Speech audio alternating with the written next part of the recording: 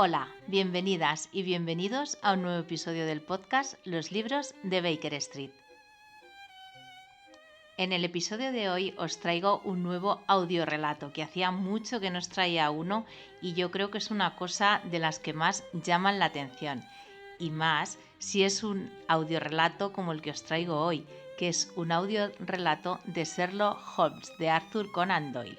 Pero no es cualquier relato, es el relato por excelencia, es Escándalo en Bohemia. ¿Y por qué digo que es el relato por excelencia? Porque es el relato donde aparece el gran amor, por decirlo así, o la mujer que llevará en la cabeza toda su vida Sherlock Holmes, y esta es Irene Adler. Bueno, os voy a dar unos datos primero y después de leeros el relato os daremos algunas pinceladas. Bueno, Escándalo en Bohemia ocurre desde el viernes 20 hasta el domingo 22 de mayo de 1887. Holmes tiene 33 años y Watson 40. Escándalo en Bohemia fue publicado originalmente en The Strand Magazine en su número de julio de 1891.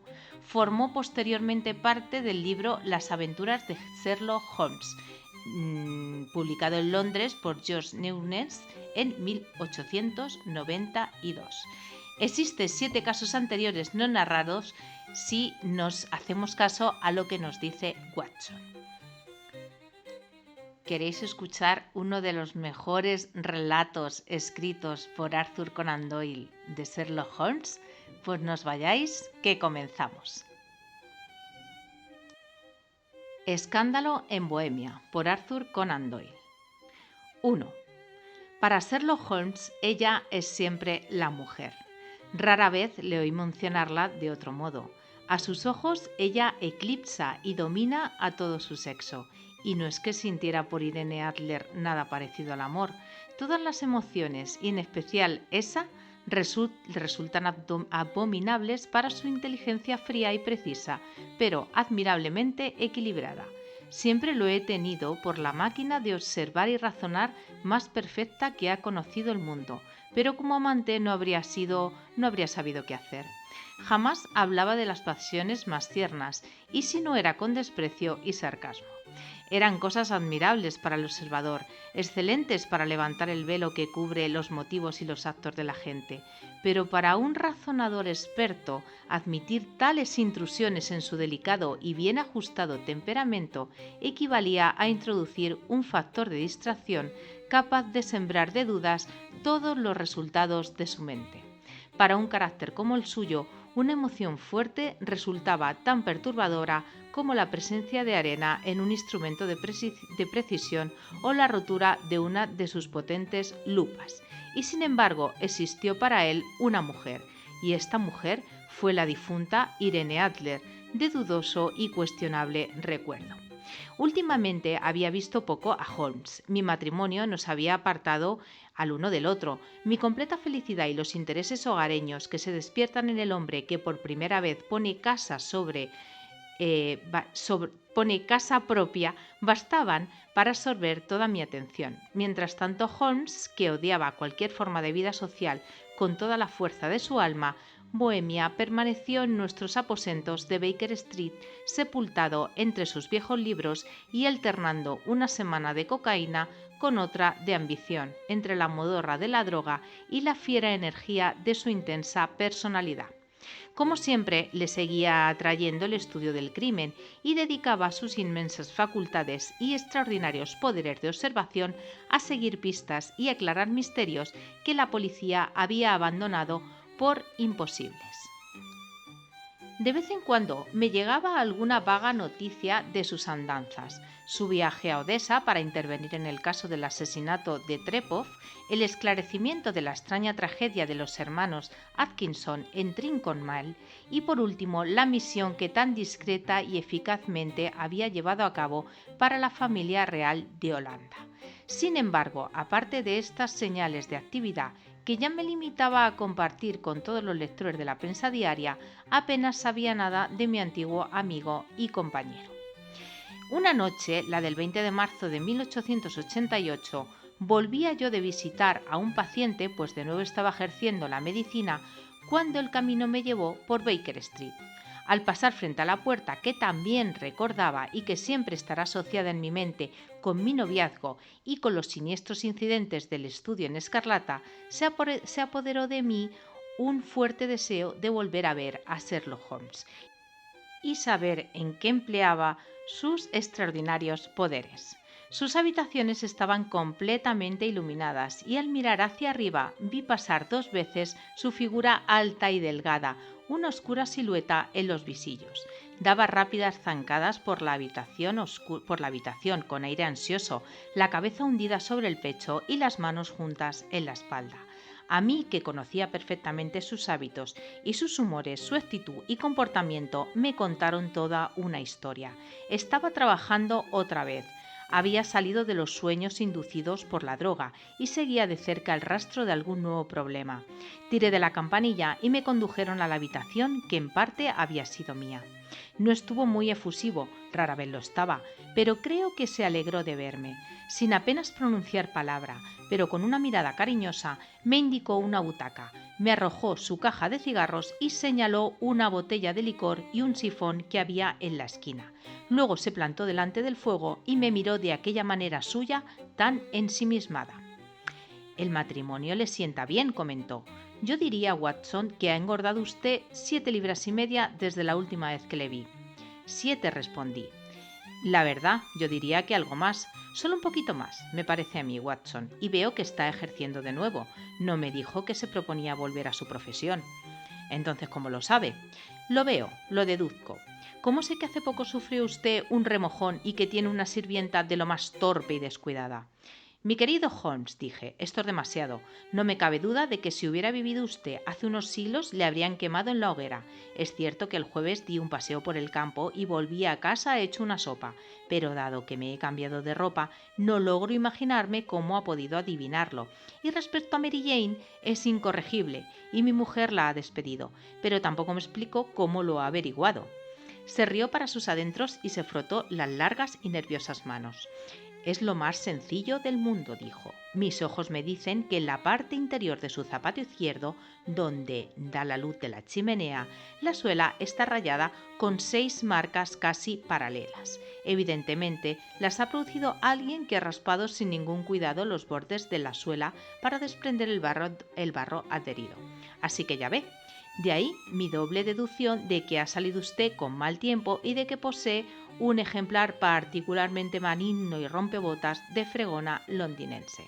En cuanto a su actividad profesional, si un caballero penetra en mi habitación, apestando a iodoformo, con una mancha negra de nitrato de plata en el dedo índice derecho y con un bulto en el costado de su sombrero de copa que indica dónde lleva escondido el estetoscopio, tendría que ser completamente idiota para no identificarlo como un miembro activo de la profesión médica».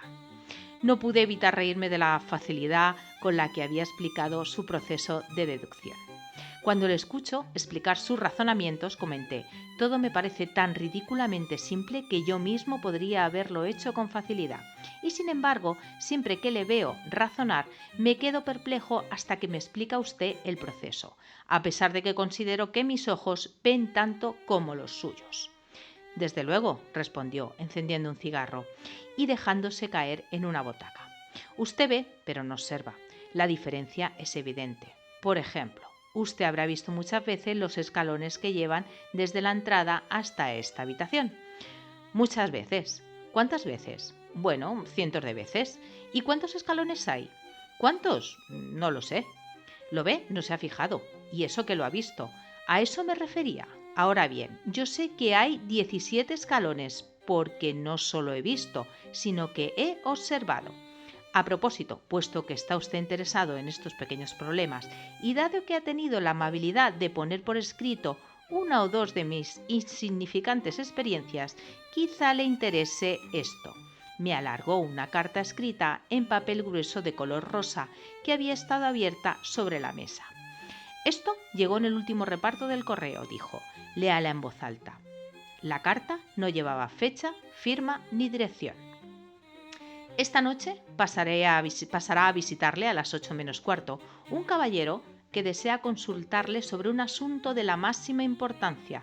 Sus recientes servicios a una de las familias reales de Europa han demostrado que es usted persona a quien se pueden confiar a sus asuntos cuya trascendencia no es posible exagerar. Estas referencias de todas partes nos han llegado. Esté en su cuarto, pues, a la hora dicha y no se tome a ofensa que el visitante lleve una máscara. Esto sí que es un misterio, comenté.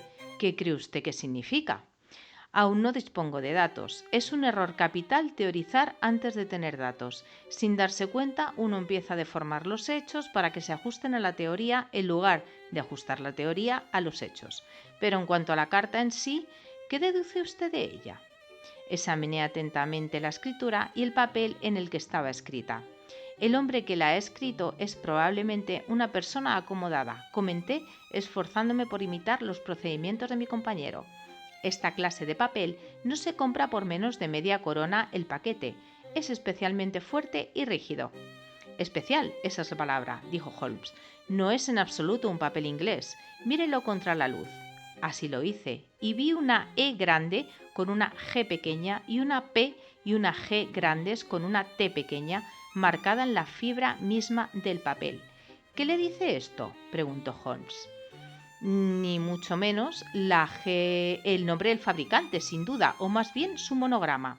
Ni mucho menos. La G grande con la T pequeña significa Gesellschaft, que en alemán quiere decir compañía, una contracción habitual como cuando nosotros ponemos CO. La P, por supuesto, significa papier. Vamos, ahora con lo de eje. Echemos un vistazo a nuestra geografía del continente. Sacó de una estantería un pesado volumen de color pardo. Eglon, Eglonit, aquí está. Egria. Estás en un país de habla alemana, en Bohemia, no muy lejos de Karlsbad, lugar conocido por haber sido escenario de la muerte de Wallenstein y por sus numerosas fábricas de cristal y papel. Ajá, muchacho, ¿qué saca usted de esto? Le brillaban los ojos y dejó escapar de su cigarrillo una nube triunfante de humo azul. El papel fue fabricado en Bohemia, dije yo. Exactamente. Y el hombre que escribió la nota es alemán. ¿Se ha fijado usted en la curiosa construcción de la frase «estas referencias de todas partes nos han llegado»? Un francés o un ruso no habría escrito tal cosa. Solo los alemanes son tan desconsiderados con los verbos. Por tanto, solo falta descubrir qué es lo que quiere este alemán que escribe en papel de Bohemia y prefiere ponerse una máscara a que se le vea la cara. Y aquí llega, si no me equivoco, para resolver todas nuestras dudas. Mientras hablaba, se oyó claramente el sonido de cascos de caballo y de ruedas que rozaban contra el bordillo de la acera, seguido de un brusco campanillazo. Holmes soltó un silbido. «Un gran señor, por lo que oigo», dijo. «Sí», continuó asomándose a la ventana, «un precioso carruaje y un par de puras sangres, 150 guineas cada uno. Si no hay otra cosa, al menos hay dinero en este caso, Watson. Creo que lo mejor será que me vaya, Holmes». «Nada de eso, doctor. Quédese donde está. Estoy perdido sin mi Boswell. Y esto promete ser interesante. Sería una pena perdérselo». «Pero su cliente...» «No se preocupe por él. Puedo necesitar su ayuda y también puede necesitarla él. Aquí llega. Siéntese en esa butaca, doctor, y no se pierda detalle». Unos pasos lentos y pesados que se habían oído en la escalera y en el pasillo se detuvieron junto al otro lado de la puerta. A continuación sonó un golpe fuerte y autoritario. «Adelante», dijo Holmes. Entró un hombre que no mediría menos de 2 metros de altura, con el torso y los brazos de un Hércules. Su vestimenta era lujosa, con un lujo que en Inglaterra se habría considerado rayano en el mal gusto.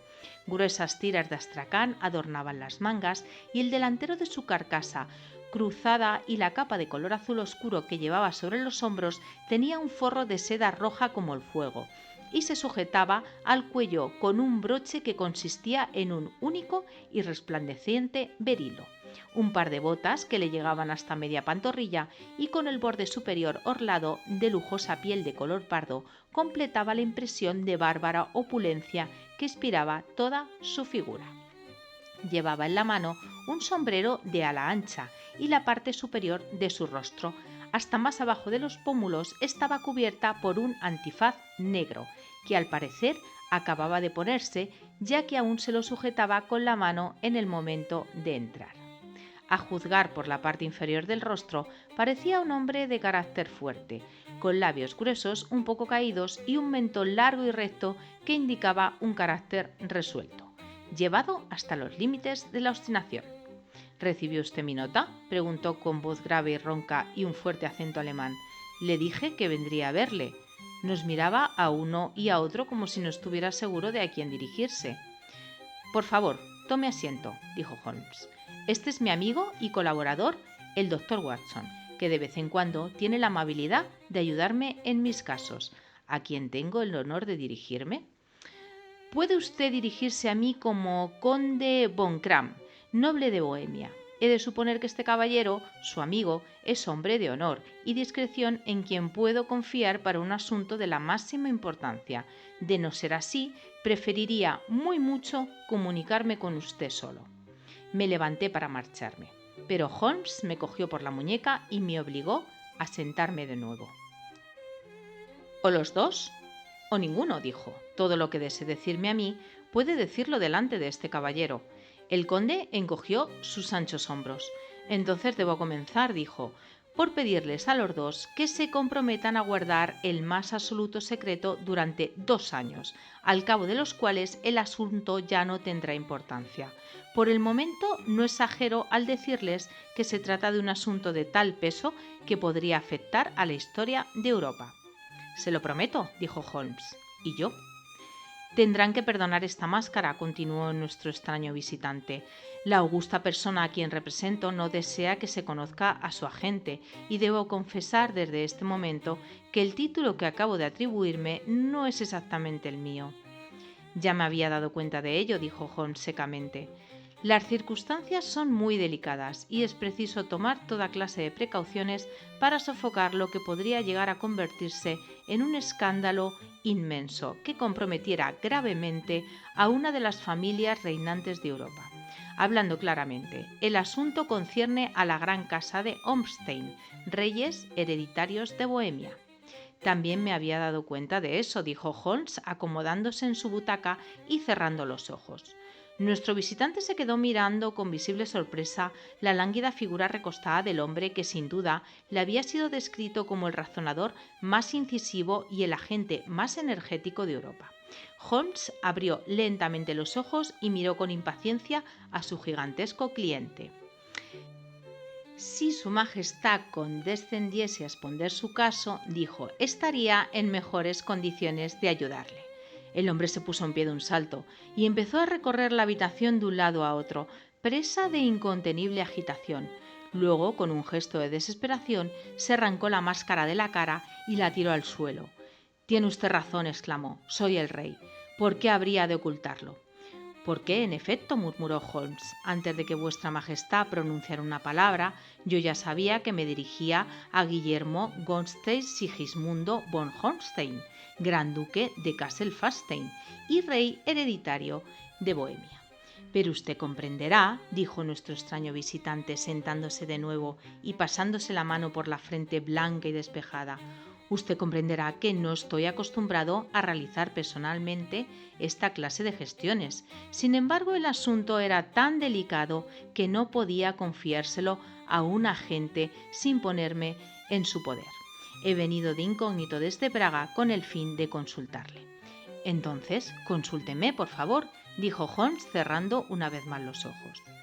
Los hechos, en pocas palabras, son estos. Hace unos 5 años, durante una prolongada estancia en Varsovia, trabé relación con la famosa aventurera Irene Adler. Sin duda el nombre le resultará familiar. «Haga el favor de buscarla en mi índice, doctor», murmuró Holmes sin abrir los ojos. Durante muchos años había seguido el sistema de coleccionar extractos de noticias sobre toda clase de personas y cosas, de manera que era difícil nombrar un tema o una persona sobre los que no pudiera aportar información al instante. En este caso, encontré la biografía de la mujer entre la de un rabino hebreo y la de un comandante de Estado Mayor que había escrito una monografía sobre los peces de las grandes profundidades. Veamos, dijo Holmes. Nacida en Nueva Jersey en 1858. Contralto. La Scala. Prima donna de la Ópera Imperial de Varsovia. Ya. Retirada de los escenarios de ópera. Ajá, vive en Londres.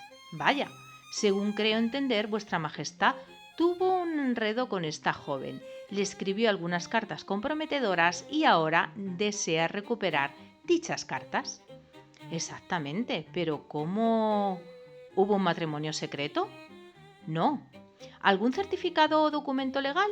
Ninguno.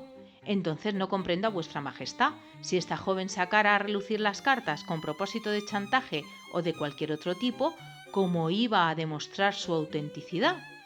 ¿Está mi letra? Va, falsificada. Mi papel de cartas personal. Robado.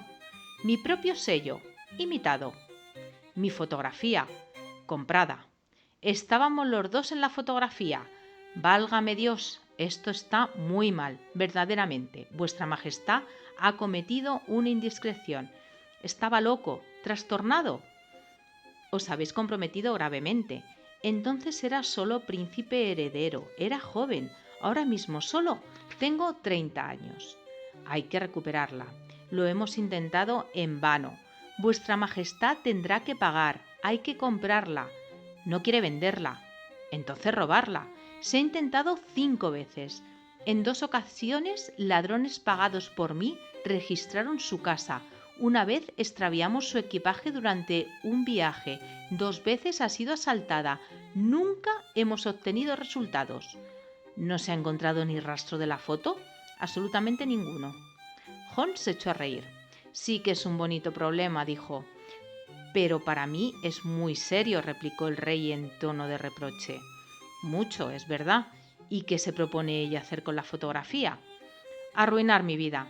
¿Pero cómo? Estoy a punto de casarme. Eso he oído. Con Clotilde Lodman von Saxe-Meiningen, segunda hija del rey de Escandinavia. Quizá conozca usted los estrictos principios de su familia. Ella misma es el colmo de la delicadeza. Cualquier sombra de duda sobre mi conducta pondría fin al compromiso. ¿Y qué dice Irene Adler? Amenaza con enviarles la fotografía. Y lo hará. Sé que lo hará. Usted no la conoce, pero tiene un carácter de acero. Posee el rostro de la más bella de las mujeres y la mentalidad del más decidido de los hombres. No hay nada que no esté dispuesta a hacer con tal de evitar que yo me case con otra mujer. Nada. ¿Estáis seguros de que no la ha enviado aún? Estoy seguro. ¿Por qué? Porque ha dicho que la enviará el día en que se haga público el compromiso, lo cual será el lunes próximo. Oh, entonces aún nos quedan 3 días, dijo Holmes bostezando. Es una gran suerte, ya que de momento tengo que ocuparme de 1 o 2 asuntos de importancia. Por supuesto, vuestra majestad se quedará en Londres por ahora. Desde luego, me encontrará usted en el Langham, bajo el nombre de conde von Gram. Entonces os mandaré unas líneas para poneros al corriente de nuestros progresos. Hágalo, por favor. Aguardaré con impaciencia. Y en cuanto al dinero, ¿tiene usted carta blanca? Absolutamente. Le digo que daría una de las provincias de mi reino por recuperar esas fotografías. ¿Y para los gastos del momento? El rey sacó de debajo de su capa una pesada bolsa de piel de gamuza y la depositó sobre la mesa. Aquí hay 300 libras en oro y 700 en billetes de banco, dijo. Holmes escribió un recibo en una hoja de su cuaderno de notas y se lo entregó. ¿Y la dirección de Mademoiselle?, preguntó. Residencia Briony, Serpentine Avenue, St. John Wood. Holmes tomó nota. Una pregunta más, añadió. ¿La fotografía era de formato corriente? Sí, lo era. Entonces, buenas noches, Majestad. Espero que pronto podamos darle buenas noticias. Y buenas noches, Watson, añadió cuando se oyeron las ruedas del carricoche real rodando calle abajo. Si tiene usted la amabilidad de pasarse por aquí mañana a las 3 de la tarde, me encantará charlar con usted de este asuntillo. A las 3 en punto yo estaba en Baker Street, pero Holmes aún no había regresado. La casera me dijo que había salido de casa poco después de las 8 de la mañana. A pesar de ello, me senté junto al fuego con la intención de esperarle. Tardara lo que tardara, sentía ya un profundo interés por el caso, pues aunque no presentara ninguno de los aspectos extraños y macabros que caracterizaban a los dos crímenes que ya he relatado en otro lugar, la naturaleza del caso y la elevada posición del cliente le daban un carácter propio.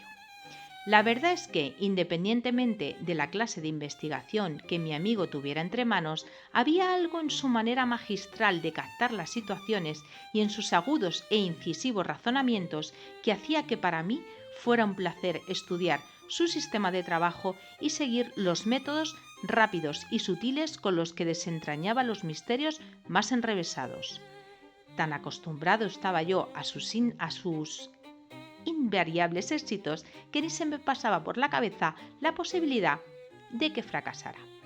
Eran ya cerca de las 4 cuando se abrió la puerta y entró en la habitación un mozo con pinta de borracho, desastrado y con patillas, con la cara enrojecida e impresentablemente vestido. A pesar de lo acostumbrado que estaba de las asombrosas facultades de mi amigo en el uso de disfraces, tuve que mirarlo 3 veces para convencerme de que, efectivamente, se trataba de él. Con un gesto de saludo desapareció en el dormitorio, de donde salió a los 5 minutos vestido con un traje de lana y tan respetable como siempre. Se metió las manos en los bolsillos, estiró las piernas frente a la chimenea y se echó a reír a carcajadas durante un buen rato. «¡Caramba, caramba!», exclamó atragantándose y volviéndose a reír hasta quedar flácido y derrengado, tumbado sobre la silla. «¿Qué pasa?». «Es demasiado gracioso. Estoy seguro de que jamás adivinaría usted en qué he empleado la mañana y lo que he acabado haciendo». «Ni me lo imagino. Supongo que habrá estado observando los hábitos y quizá la casa de la señorita Irene Adler». «Desde luego, pero lo raro fue lo que ocurrió a continuación. Pero voy a contárselo. Salí de casa poco después de las 8 de la mañana, disfrazado de mozo de cuadra sin trabajo. Entre la gente que trabaja en las caballerizas hay mucha camaradería, una verdadera hermandad. Si eres uno de ellos, pronto te enterarás de todo lo que desees saber. No tardé en encontrar la residencia Brioni. Es una villa de lujo con un jardín en la parte de atrás, pero que delante llega justo hasta la carretera de 2 pisos. Cerradura chups en la puerta. Una gran sala de estar a la derecha, bien amueblada, con ventanales casi hasta el suelo y esos ridículos pestillos ingleses en las ventanas que hasta un niño podría abrir. Más allá no había nada de interés, excepto que desde el tejado de la cochera se puede llegar a la ventana del pasillo. Di la vuelta a la casa y la examiné atentamente desde todos los puntos de vista, pero no vi nada interesante. Me dediqué entonces a rondar por la calle y, tal como había esperado, encontré unas caballerizas en un callejón pegado a una de las tapias del jardín. Eché una mano a los mozos que limpiaban los caballos y recibí a cambio 2 peniques, un vaso de cerveza, 2 cargas de tabaco para la pipa y toda la información que quise sobre la señorita Adler, por no mencionar a otra media docena de personas del vecindario que no me interesaban lo más mínimo, pero cuyas biografías no tuve más remedio que escuchar. «¿Y qué hay de Irene Adler?», pregunté. «Bueno, trae de cabeza a todos los hombres de la zona. Es la cosa más bonita que se ha visto bajo un sombrero en este planeta. Eso aseguran los caballerizos del Serpentín, hasta el último hombre. Lleva una vida tranquila, canta en conciertos, sale todos los días a las 5 y regresa a cenar a las 7 en punto. Es raro que salga a otras horas, excepto cuando canta. Solo tiene un visitante masculino, pero lo ve mucho. Es moreno, bien parecido y elegante, un tal Geoffrey Norton, el Inner Temple. Ya ve las ventajas de tener por confidente a un cochero. Le han llevado a una docena de veces desde el Serpentín y lo saben todo acerca de él. Después de escuchar todo lo que tenían que contarme, me puse otra vez a recorrer los alrededores de la residencia Brioni, tramando mi plan de ataque. Evidentemente, este Geoffrey Norton era un factor importante en el asunto. Es abogado. Esto me sonó mal. ¿Qué relación había entre ellos y cuál era el motivo de sus repetidas visitas? ¿Era ella su cliente, su amiga o su amante? Debe ser lo primero, probablemente habría puesto la fotografía bajo su custodia. De ser lo último, no era tan probable que lo hubiera hecho. De esta cuestión dependía el que yo continuara mi trabajo en Brión o dirigiera mi atención a los aposentos del caballero en el temple. Se trataba de un aspecto delicado que ampliaba el campo de mis investigaciones. Temo aburrirle con estos detalles, pero tengo que hacerle partícipe de mis pequeñas dificultades para que pueda usted comprender la situación. Le sigo atentamente, respondí. Estaba todavía dándole vueltas al asunto cuando llegó a Brioni un coche muy elegante del que se apeó un caballero. Se trataba de un hombre muy bien parecido, moreno, de nariz aguileña y con bigote, evidentemente el mismo hombre del que había oído hablar. Parecía tener mucha prisa. Le gritó al cochero que esperara y pasó como una exhalación junto a la doncella, que le abrió la puerta con el aire de quien se encuentra en su propia casa. Permaneció en la casa una media hora y pude verlo un par de veces a través de las ventanas de la sala de estar, andando de un lado a otro, hablando con agitación y moviendo mucho los brazos. A ella no la vi. Por fin el hombre salió más excitado aún que cuando entró. Al subir al coche sacó del bolsillo un reloj de oro y lo miró con preocupación. «Corra como un diablo», ordenó. «Primero a Gross and Hankey, en Regent Street, y luego a la iglesia de Santa Mónica, en Edward Road.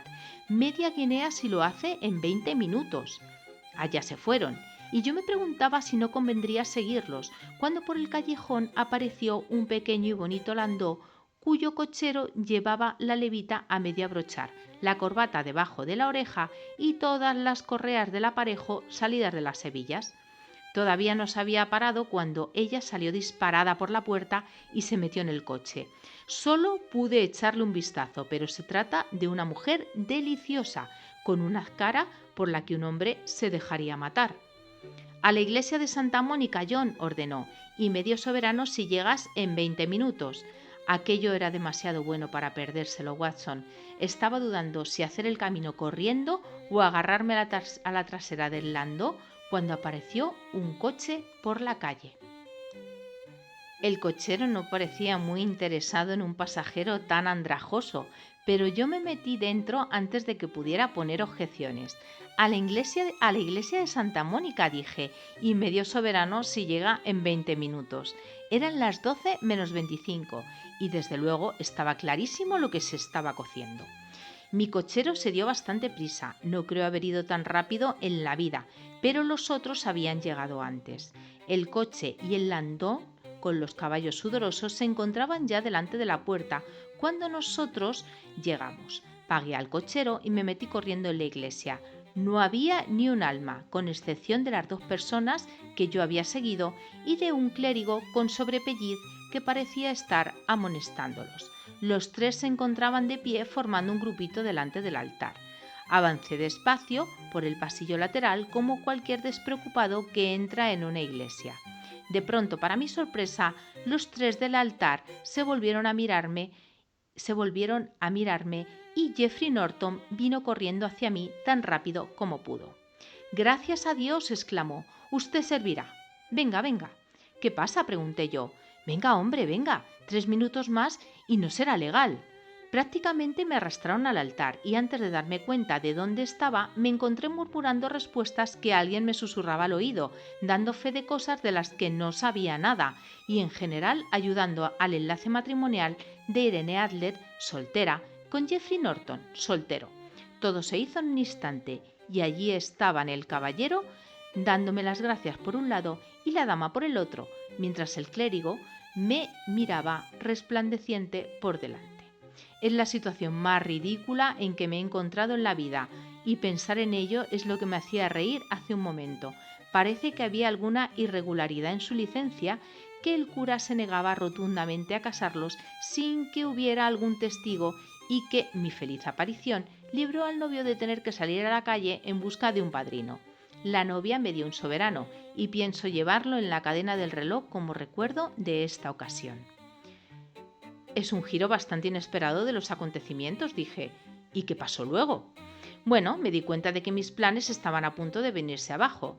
Daba la impresión de que la parejita podía largarse inmediatamente, lo cual exigiría medidas instantáneas y enérgicas por mi parte. Sin embargo, en la puerta de la iglesia se separaron. Él volvió al temple y ella a su casa. Saldré a pasear por el parque a las 5, como de costumbre, dijo ella al despedirse. No pude oír más. Se marcharon en diferentes direcciones y yo fui a ocuparme de unos asuntillos propios. ¿Qué eran? Un poco de carne fría y un vaso de cerveza, respondió haciendo sonar la campanilla. He estado demasiado ocupado para pensar en comer y probablemente estaré aún más ocupado esta noche. Por cierto, doctor, voy a necesitar su cooperación. Estaré encantado. ¿No le importa infringir la ley? Ni lo más mínimo. ¿Y exponerse a ser detenido? No, si es por una buena causa. Oh, la causa es excelente. Entonces soy su hombre. Estaba seguro de que podría contar con usted. ¿Pero qué es lo que se propone? Cuando la señora Turner haya traído la bandeja, se lo explicaré claramente. Veamos, dijo mientras se lanzaba vorazmente sobre el sencillo almuerzo que nuestra casera había traído. Tengo que explicárselo mientras como, porque no tenemos mucho tiempo. Ahora son casi las 5. Dentro de 2 horas tenemos que estar en el escenario de la acción. La señorita Irene, o mejor dicho, la señora, vuelve de su paseo a las 7. Tenemos que estar en Villa Brioni cuando llegue. ¿Y entonces qué? Déjeme eso a mí. Ya he arreglado lo que tiene que ocurrir. Hay una sola cosa en la que debo insistir. Usted no debe interferir, pase lo que pase. ¿Entendido? ¿He de permanecer al margen? No debe hacer nada en absoluto. Probablemente se producirá algún pequeño alboroto. No intervenga. El resultado será que me harán entrar en la casa. 4 o 5 minutos después se abrirá la ventana de la sala de estar. Usted se situará cerca de esa ventana abierta. Sí. Tiene usted que fijarse en mí, que estaré al alcance de su vista. Sí. Y cuando yo levante la mano así, arrojará usted al interior de la habitación una cosa que le voy a dar y al mismo tiempo lanzará el grito de ¡Fuego! ¿Me sigue? Perfectamente. No es nada especialmente terrible, dijo sacando del bolsillo un cilindro en forma de cigarro. Es un cohete de humo corriente de los que se usan los fontaneros, con una tapa en cada extremo para que se encienda solo. Su tarea se reduce a eso. Cuando empiece a gritar ¡Fuego!, mucha gente lo repetirá. Entonces usted se dirigirá al extremo de la calle, donde yo me reuniré con usted al cabo de 10 minutos. Espero haberme explicado bien. A ver, tengo que mantenerme al margen, acercarme a la ventana, fijarme en usted, aguardar la señal y arrojar este objeto, gritar ¡Fuego! Y esperarle en la esquina de la calle. Exactamente. Entonces puede usted confiar plenamente en mí. Excelente. Creo que va siendo hora de que me prepare para el nuevo papel que tendré que representar. Desapareció en su dormitorio para regresar a los 5 minutos con la apariencia de un afable y sencillo sacerdote disidente. Su sombrero negro de ala ancha, sus pantalones con rodilleras, su chalina blanca, su sonrisa simpática y su aire general de curiosidad inquisitiva y benévola no podrían haber sido igualados más que por el mismísimo John Hare. Holmes no se limitaba a cambiarse de ropa. Su expresión, su forma de actuar, su misma alma parecían cambiar con cada nuevo papel que asumía. El teatro perdió un magnífico actor y la ciencia un agudo pensador, cuando Holmes decidió especializarse en el delito. Eran las 6:15 cuando salimos de Baker Street y todavía faltaban 10 minutos para las 7 cuando llegamos a Serpentine Avenue. Ya oscurecía y las farolas se iban encendiendo mientras nosotros andábamos calle arriba y calle abajo frente a la Villa Brioni, aguardando la llegada de su inquilina. La casa era tal como yo la había imaginado por la sucinta descripción de Sherlock Holmes, pero el vecindario parecía menos solitario de lo que había esperado. Por el contrario, para tratarse de una calle pequeña en un barrio tranquilo, se encontraba de lo más animada. Había un grupo de hombres mal vestidos fumando y riendo en una esquina, un afilador con su rueda, 2 guardias reales galanteando a una niñera y varios jóvenes bien vestidos que paseaban de un lado a otro con cigarros en la boca. ¿Sabe?, comentó Holmes mientras deambulábamos frente a la casa. Este matrimonio simplifica bastante las cosas. Ahora la fotografía se ha convertido en un arma de doble filo. Lo más probable es que ella tenga tan pocas ganas de que la vea el señor Geoffrey Norton como nuestro cliente de que llegue a ojos de su princesa. Ahora la cuestión es, ¿dónde vamos a encontrar la fotografía? Eso, ¿dónde? Es muy improbable que ella la lleve encima. El formato es demasiado grande como para que se pueda ocultar bien en un vestido de mujer. Sabe que el rey es capaz de hacer que la asalten y registren. Ya se ha intentado algo parecido 2 veces. Debemos suponer, pues, que no la llevará encima. Entonces, ¿dónde? ¿Su banquero o su abogado? Existe esa doble posibilidad, pero me inclino a pensar que ninguno de los dos la tiene. Las mujeres son por naturaleza muy dadas a los secretos y les gusta encargarse de sus propias intrigas. ¿Por qué habría de ponerla en manos de otra persona? Puede fiarse de sí misma, pero no sabe qué presiones indirectas o políticas pueden ejercerse sobre un hombre de negocios. Además, recuerde que tiene pensado utilizarla dentro de unos días. Tiene que tenerla al alcance de la mano. Tiene que estar en la casa. Pero la han registrado 2 veces. Bah, no sabían buscar. ¿Y cómo buscará usted? Yo no buscaré. Entonces haré que ella me lo indique. Pero se negará. No podrá hacerlo. Pero oigo un ruido de ruedas. Es su coche. Ahora cumpla mis órdenes al pie de la letra. Mientras hablaba, el fulgor de las luces laterales de un coche asomó por la curva de la avenida. Era un pequeño y elegante landó que avanzó traqueteando hasta la puerta de la Villa Brioni. En cuanto se detuvo, uno de los desocupados de la esquina se lanzó como un rayo a abrir la puerta, con la esperanza de ganarse un penique, pero fue desplazado de un codazo por otro desocupado, que se había precipitado con la misma intención. Se entabló una feroz disputa, a la que se unieron los 2 guardias reales, que se pusieron de parte de uno de los desocupados, y el alfilador, que defendía en igual vehemencia al bando contrario. Alguien recibió un golpe y en un instante la dama, que se había apeado del carruaje, se encontró en el centro de un pequeño grupo acalorado de combatientes que se golpeaban ferozmente con puños y bastones. Holmes se abalanzó entre ellos para proteger a la dama, pero justo cuando llegaba a su lado soltó un grito y cayó al suelo, con la sangre corriéndole abundantemente por el rostro. Al verlo caer, los guardas salieron corriendo en una dirección y los desocupados en otra, mientras unas cuantas personas bien vestidas que habían presenciado la reyerta sin tomar parte en ella se agolpaban para ayudar a la señora y atender al herido. Irene Adler, como pienso seguir llamándola, había subido a toda prisa los escalones, pero en lo alto se detuvo con su espléndida figura recortada contra las luces de la sala, volviéndose a mirar a la calle. ¿Está mal herido ese pobre caballero?, preguntó. «Está muerto», exclamaron varias voces. «No, no, todavía le queda algo de vida», gritó otra, «pero habrá muerto antes de poder llevarlo al hospital». «Es un valiente», dijo una mujer. «De no ser por él, le habrían quitado el bolso y el reloj a esta señora. Son una banda, y de las peores. Ah, ahora respira. No puede quedarse tirado en la calle. ¿Podemos meterlo en la casa, señora?» «Claro, tráiganlo a la sala de estar. Hay un sofá muy cómodo. Por favor, por aquí, por favor». Lenta y solemnemente fue introducido en la residencia Brioni y acostado en el salón principal, mientras yo seguía observando el curso de los acontecimientos desde mi puesto junto a la ventana. Había encendido las lámparas, pero sin correr las cortinas, de manera que podía ver a Holmes tendido en el sofá.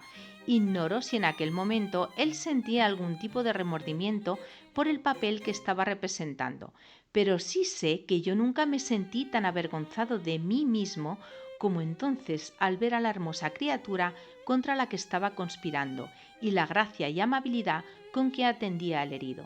Y sin embargo, abandonar en aquel punto la tarea que Holmes me había confiado habría sido una traición de lo más abyecto.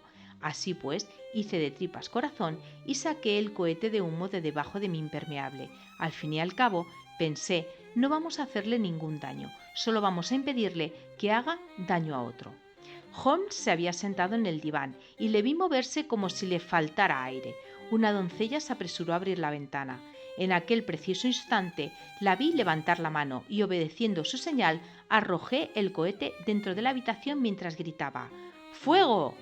Apenas había salido la palabra de mis labios cuando toda la multitud de espectadores, bien y mal vestidos, caballeros, mozos de cuadra y criadas, se unió en un clamor general de «¡Fuego!». Espesas nubes de humo se extendieron por la habitación y salieron por la ventana abierta. Pude entrever figuras que corrían y un momento después oí la voz de Holmes dentro de la casa asegurando que se trataba de una falsa alarma. Deslizándome entre la vociferante multitud, llegué hasta la esquina de la calle y a los 10 minutos tuve la alegría de sentir el brazo de mi amigo sobre el mío y de alejarme de la escena del tumulto. Holmes caminó deprisa y en silencio durante unos pocos minutos, hasta que nos metimos por una de las calles tranquilas que llevan hacia Edward Road. «Lo hizo usted muy bien, doctor», dijo. «Las cosas no podrían haber salido mejor. Todo va bien. ¿Tiene usted la fotografía?» «Sé dónde está». «¿Y cómo lo averiguó?» «Ella me lo indicó, como yo le dije que haría». «Sigo a oscuras». «No quiero hacer un misterio de ello», dijo echándose a reír. «Todo fue muy sencillo.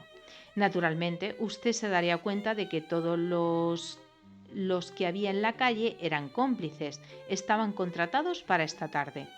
Me lo había figurado. Cuando empezó la pelea, yo tenía un poco de pintura roja, fresca, en la palma de la mano. Eché a correr, caí, me llevé las manos a la cara y me convertí en un espectáculo patético, un viejo truco. Eso también pude figurármelo.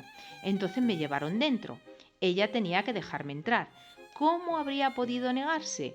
Y a la sala de estar, que era la habitación de la que yo sospechaba. Tenía que ser esa o el dormitorio. Y ya estaba decidido a averiguar cuál.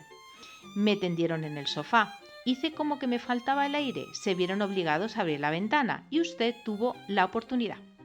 ¿Y de qué le sirvió eso? Era importantísimo. Cuando una mujer cree que se incendia su casa, su instinto le hace correr inmediatamente hacia lo que tiene en más estima. Se trata de un impulso completamente insuperable y más de una vez le he sacado partido. En el caso del escándalo de la suplantación de Darlington me resultó muy útil y también en el asunto del castillo de Answood. Una madre corre en busca de su bebé, una mujer soltera echa mano de su joyero. Ahora bien, yo tenía muy claro que para la dama que nos ocupa no existía en la casa nada tan valioso como lo que nosotros andamos buscando y que correría a ponerlo a salvo. La alarma de fuego salió de maravilla. El humo y los gritos eran como para trastornar unos nervios de acero. Ella respondió a la perfección. La fotografía está en un hueco detrás de un panel corredizo, encima mismo del cordón de la campanilla de la derecha. Se plantó allí en un segundo y vi de reojo que empezaba a sacarla. Al gritar yo que se trataba de una falsa alarma, la volvió a meter. Miró el cohete, salió corriendo de la habitación y no la volví a ver. Me levanté, presenté mis excusas y salí de la casa. Pensé en intentar apoderarme de la fotografía en aquel mismo momento, pero el cochero había entrado y me observaba de cerca, así que me pareció más seguro esperar. Un exceso de precipitación podría echarlo todo a perder. ¿Y ahora?, pregunté. Nuestra búsqueda prácticamente ha concluido. Mañana iré a visitarla con el rey y con usted, si es que quiere acompañarnos. Nos harán pasar a la sala de estar y a esperar a la señora, pero es probable que cuando llegue no nos encuentre ni a nosotros ni la fotografía. Será una satisfacción para su majestad recuperarla con sus propias manos. ¿Y cuándo piensa ir? A las 8 de la mañana. Aún no se habrá levantado, de manera que tendremos el campo libre. Además, tenemos que darnos prisa, porque este matrimonio puede significar un cambio completo en su vida y costumbres. Tengo que telegrafiar al rey sin perder tiempo. Habíamos llegado a Baker Street y nos detuvimos en la puerta. Holmes estaba buscando la llave en sus bolsillos cuando alguien que pasaba dijo: «Buenas noches, señor Holmes».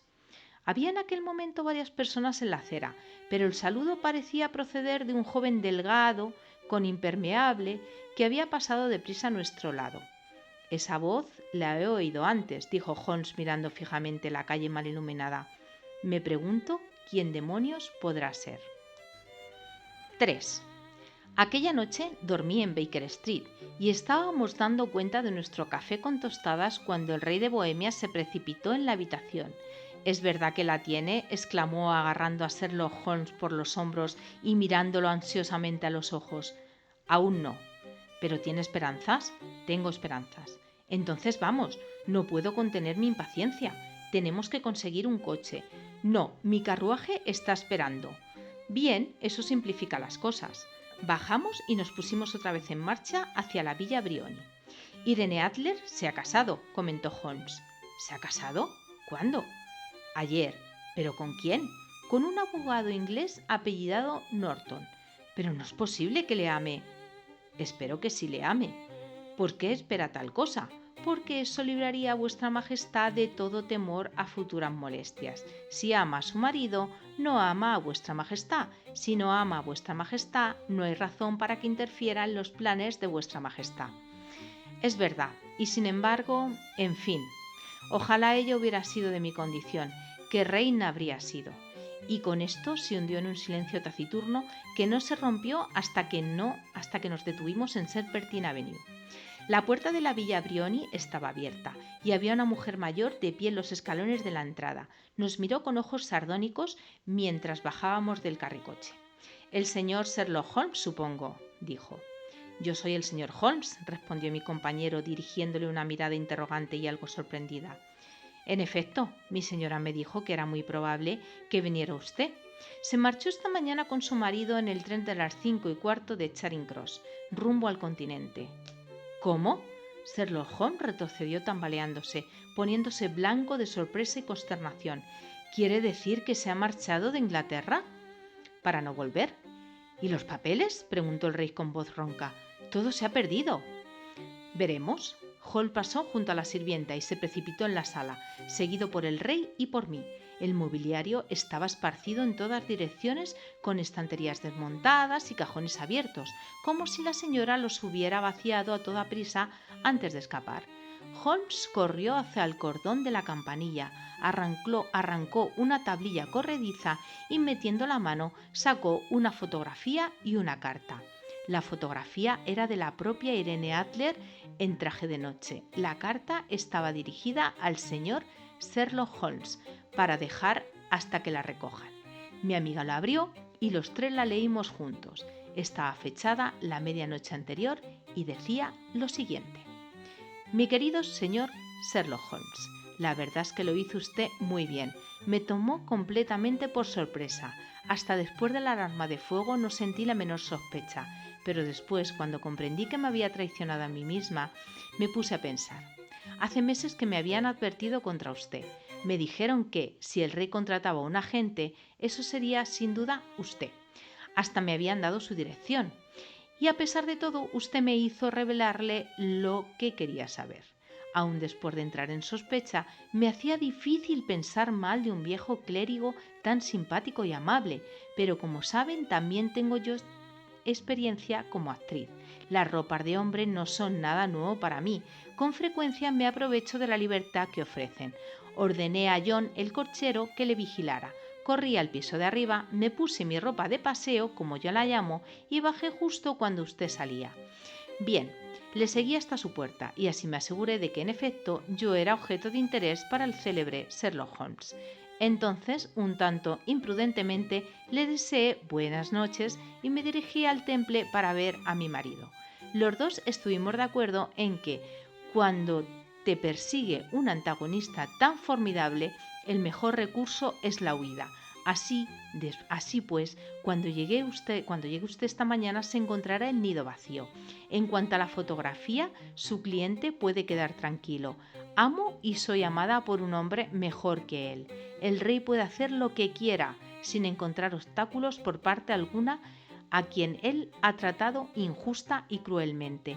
La conservo solo para protegerme y para disponer de un arma que me mantendrá a salvo de cualquier medida que él pueda adoptar en el futuro. Dejo una fotografía que tal vez le interese poseer y quedo, querido señor Sherlock Holmes, suya afectísima, Irene Norton, de soltera Adler». «¡Qué mujer, pero qué mujer!», exclamó el rey de Bohemia cuando los tres hubimos leído la epístola. «¿No le dije lo despierta y decidida que era? ¿Acaso no habría sido una reina admirable? No es una pena que no sea de mi clase. Por lo que he visto de la dama, parece verdaderamente pertenecer a una clase muy diferente a la de vuestra majestad», dijo Holmes fríamente. «Lamento no haber sido capaz de llevar el asunto de vuestra majestad a una conclusión más feliz. Al contrario, querido señor, exclamó el rey, no podría haber terminado mejor. Me consta que su palabra es inviolable. La fotografía es ahora tan inofensiva como si la hubiera quemado. Me alegra que vuestra majestad diga eso. He contraído con usted una deuda inmensa. Dígame, por favor, ¿de qué manera puedo compensarle? Este anillo, se sacó del dedo un anillo de esmeraldas en forma de serpiente y se lo extendió en la palma de la mano. Vuestra majestad posee algo para mí que tiene mucho más valor, dijo Holmes. No tiene más que decirlo. Esta fotografía. El rey se quedó mirándolo asombrado. ¿La fotografía de Irene?, exclamó. Desde luego, si es lo que desea. Gracias, majestad. Entonces no hay más que hacer en este asunto.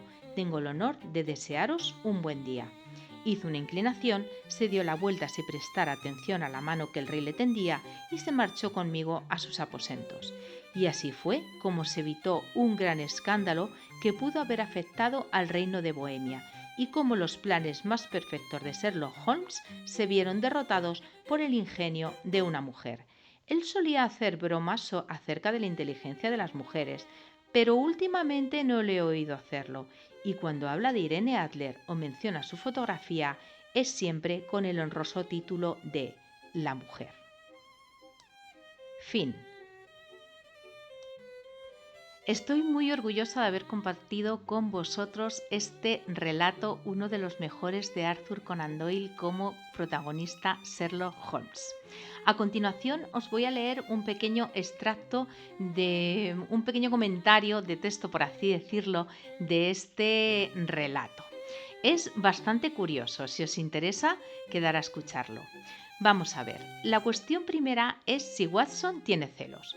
Fíjese el lector o el oyente la manera de referirse a Irene Adler, primero como difunta y luego de dudoso y cuestionable recuerdo. Otra cosa son las voluntades como Holmes se comporta. Está claro que fue su gran amor, pero el celoso de Watson, que recordemos ya ha comenzado su portentosa vida de Romeo, nos la muestra con tintes un tanto despectivos. Qué curioso este Watson, cómo tergiversa las fechas.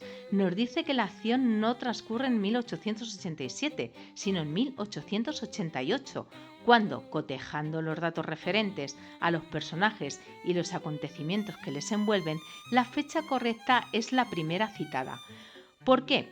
Sencillo, quizá trata de enmascarar una homosexualidad platónica hacia Holmes. Bueno, dejaremos eso entrecomillado. Bueno, amén de estas pequeñeces, este relato muestra algunas cualidades poco habituales en la pluma de Conan Doyle. Está dividido en 3 partes, cosa que no repetirá nunca. La ironía de Holmes se acentúa en los diálogos con el príncipe y sobre todo en la discreción con que viste. ¿No es ese un párrafo genial? Cabe destacar también la agilidad de la acción cuando ésta se somete únicamente a diálogos. Quedan algunas curiosidades por destacar, a saber, el matrimonio es ilegal y Holmes lo sabe, aunque participe en él como comparsa. Note el lector cómo tras la boda vuelve a llamarla, intencionadamente, señorita. Sencillamente, en la Inglaterra de entonces cualquier matrimonio es ilegal sin las debidas amonestaciones, que deben ser publicadas con 2 semanas de antelación como mínimo. También cabe destacar cómo Holmes convence a Watson de su actuación ilegal y sobre todo de qué manera se deja engañar por Irene. Presumo que Holmes se ha enamorado, un flechazo en toda regla, de Irene y aunque sea en detrimento suyo va a hacer todo lo posible porque el fingido conde Cram quede en entredicho. Y si por el camino puede divertirse, pues mucho mejor. En contra de lo que suele pensar, este relato no es la descripción de un fracaso, sino una gran historia de amor, donde el que fracasa es quien renuncia, quien facilita a la amada la única salida posible. Bueno, muy interesante estas notas y apéndices de Jesús Urceloy, que es el que las ha hecho. Bueno, hasta aquí el episodio de hoy, este audiorelato. Espero que os haya gustado. Es uno de los mejores, como he repetido en varias ocasiones, de Sherlock Holmes. No será el último. Quiero traeros más, tanto de Sherlock Holmes como de Agatha Christie. Me gustaría traerlos algún audiorelato más. Dejadme en comentarios qué os ha parecido este relato. habíais oído hablar de él, es bastante famoso. En la adaptación a la serie de la BBC cambia un poquito, la base es un poco la misma, por así decirlo, pero bueno, cambia bastante lógicamente, además está ambientada en el presente, pero vamos, lo que es el relato original es una auténtica maravilla. Bueno, no me quiero enrollar más porque ya pasamos de la hora. Decidme qué os ha parecido, decidme si os gustan este tipo de episodios con audiorelato.